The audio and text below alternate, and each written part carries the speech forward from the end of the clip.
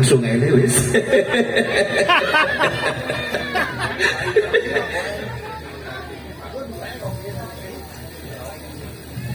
Pak Yono monggo. Oke. Dibawani lah. Mboten nggih mboten apa-apa. Ora usah lah ora wis kode-kodean. Pak Tik sampai ngujuin. Ya wis ora apa-apa. Beneran sampai sing joget aku sing asik.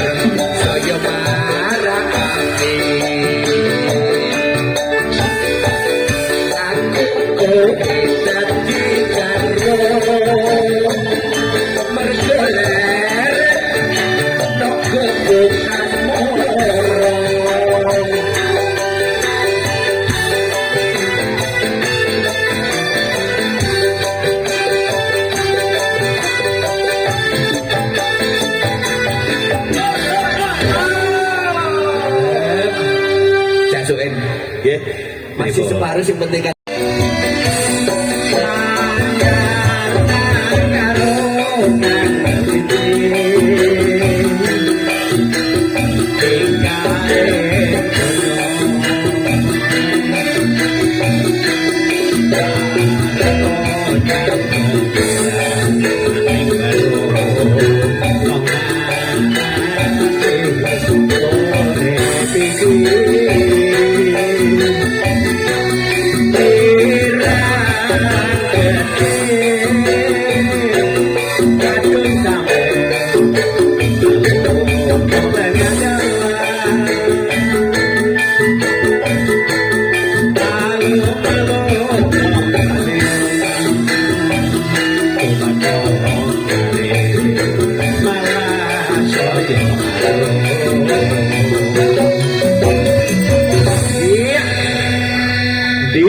Kok ilang? Alah kono kene kok. Endi?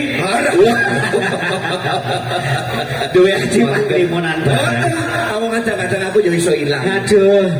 Wis mau kekebeken iki seni gini iki. Muga-muga yo. Ah ya biasa. Anjen saya usia sampean aku ki yo ngene ku nek mangane rotok kakean detek. Wah, jan lek ngeke iwak, jan pario, jan Jarang yo swita, umur cinta kurang 2 tahun. Lah iya.